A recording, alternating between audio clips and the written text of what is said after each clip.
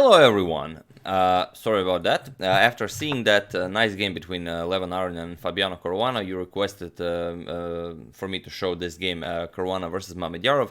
It's also from the St. Louis Rapid event, and it's definitely quite a game. Very interesting sacrifice by Mamedyarov, and then, you know, all hell breaks loose. So it's Fabiano Caruana, who is currently the World Chess Championship challenger, and regarding rating, he is number 2 in the world, only second to Magnus Carlsen, and Shakryar Mamedyarov, who you've just seen win the 2018 Biel Chess Festival. Not only that, he won it two full points ahead of world champion Magnus Carlsen. So definitely an interesting matchup. You know, a battle of 2800s. Always a pleasure watching a game like this.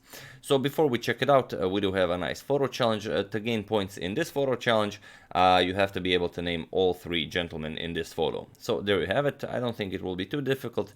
It was taken in 1983 in the candidates. So best of luck to everyone. Pretty sure you'll be able to recognize all of them. Now let's check out this game. So like we said, Caruana has the white pieces, and he opens with e4. We have e5, knight f3, knight to c6, and bishop to b5, the Ruy Lopez. a6, bishop to a4, so Morphy's defense, knight to f6, we have castles, and here Mamedyarov captures on e4. d4, we have b5, bishop to b3, and then now d5. Pawn captures on e5, we have bishop to e6, and then now knight bd2, so all standard stuff. Knight c5, attacking the bishop, c3 now, offering black to grab the bishop pair, but the knight on c5 is quite a nice piece, so Mamedyarov doesn't capture the bishop. Bishop to e7, we have bishop to c2, and then now comes d4. A very nice idea by Mamedyarov. Knight to b3, and then now d3. Bishop to b1, and then now knight captures on b3. A captures on b3, and then now bishop to f5. Mamedyarov now guards his passed d3 pawn. So it's move 14, and Mamedyarov already has a nice passed pawn on d3. And if he will be able to defend it, then this will definitely prove to be a very nice asset later in the game. b4, we have castles, and now comes h3. Queen to d7. Preparing to bring the rooks into the game, but also maybe later it could be used as a nice attacking resource. Bishop to f4, and now comes rook f to d8. g4, pushing the bishop back, bishop to g6, and now bishop back to g3. h5, we have knight to d2, and now comes h captures on g4. Fabi recaptures, h captures on g4, and this is the first really cool moment of the game. Here, of course, the standard move is a5. As a6 is your backwards pawn, you do want to get rid of it. Either open up the a file, or if white doesn't react to this, even push a4. And then, okay, he does have another pawn on b2, but still, seems like the best idea here. But Mamedyarov has a different plan. He plays knight captures on b4, so a piece sacrifice. C captures on b4, it's the best move, and now bishop captures on b4. So giving up a piece for 2 pawns, but now, after he plays c5 and c4, he will create a beautiful pawn chain here on the queen side that will, you know, go all the way across the board. Bishop to a2, we have c5, and now comes e6, a very important move that before Mamedyarov was able to push c4 and block completely Fabiano's light square bishop, he manages to get this e6 move in. And it's the best move, definitely. The engine agrees that now the queen cannot capture. Of course, you don't want to allow pawn captures on f7. F captures on e6 is played, and now this will be a target for the remainder of the game. Knight to f3, and now c4. So okay, Mamedyarov is now up 3 pawns for the piece, but also if you look at Fabiano's light square bishop, not really doing all that much. It's not even as if Mamedyarov was down a piece. Knight to e5 with an attack on the queen and the bishop. Queen e8, guarding the bishop on g6, and king to g2. Caruana is preparing to bring the rook over to the open h file. Rook to d5, attacking the knight on e5, and now f3. We have knight to d8, rook to d8, doubling rooks on the d file. Rook to h1, and now, okay, it's a very nice rook, very active on h1, but here Mamedyarov really takes the initiative by playing bishop to d6. Now the knight on e5 is attacked twice.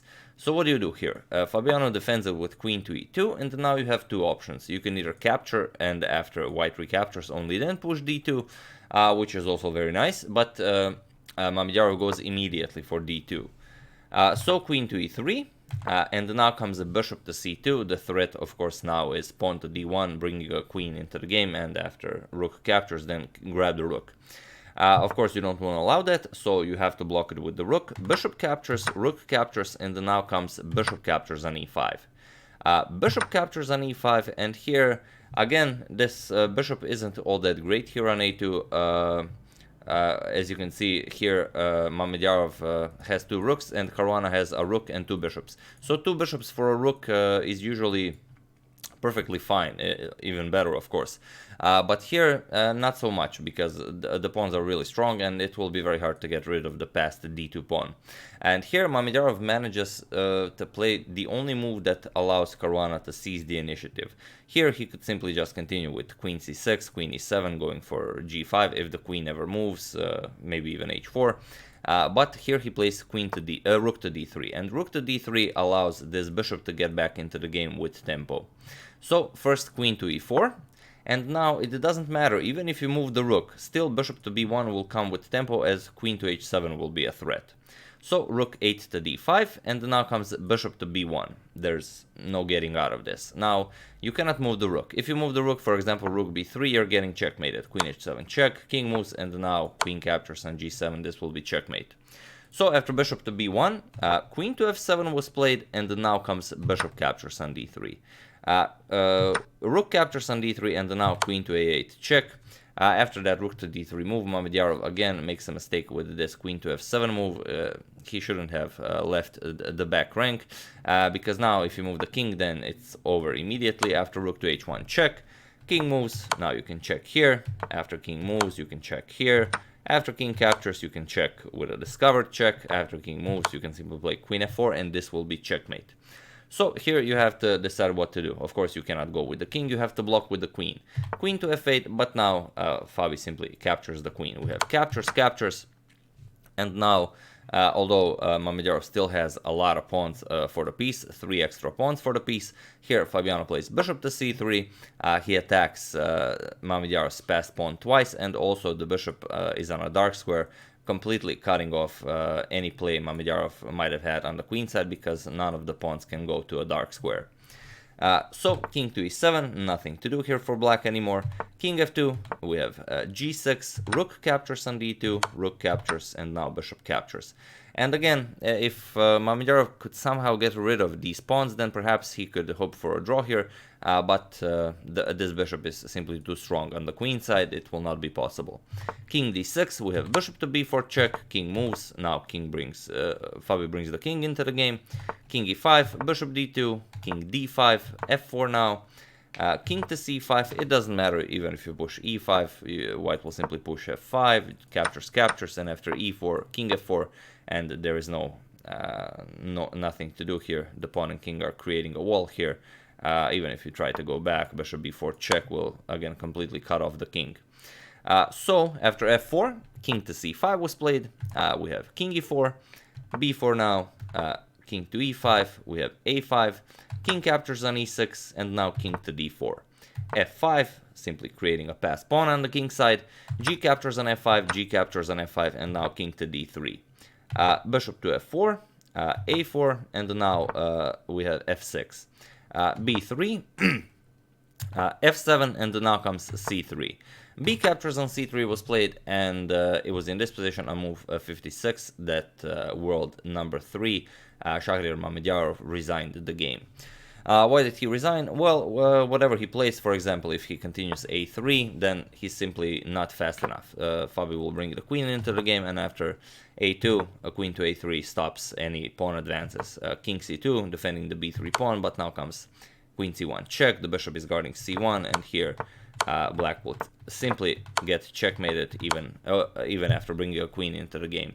And if instead of a3 you push b2 immediately, then unfortunately for Mamedyarov you get f8 queen, b1 queen, and now this unfortunate check, queen to f5 check. The king has to move and then the queen is captured. So yeah, after b captures on c3, Mamedyarov resigned the game, and a very nice victory for Fabiano Caruana. If by any chance you missed my previous video, that wonderful game also from the St. Louis Rapid tournament between Aronian and Caruana, I will put a link to it in the description below, so feel free to check it out. And there I also have shown the standings after day one. But in case you failed to, see that video, here they are. Caruana still in first place with 6 points, because you get 2 points for a victory. Then Maxim Vashiolograf, Sergei Karakin, Mamedyarov in fourth. Then Vishwanathan Anand, Hikaru Nakamura, Levon Aronian, Linear Dominguez, Alexander Grishuk, and Wesley So in last place with 1 point, only one draw. So yeah, that's the game. Fabiano Caruana versus Shakryar and Mamedyarov, world number 2 versus world number 3. I do hope you enjoyed it. As usual, you can check two of my previous videos here. I will make one of them the Aronian versus Fabiano game, so feel free to check that out as well. I would like to thank Jamie Comas, Daniel Drelic, and Sean Wilcoxon for a contribution to my channel. Thank you a lot, I really appreciate it. And yeah, I'll see you guys soon.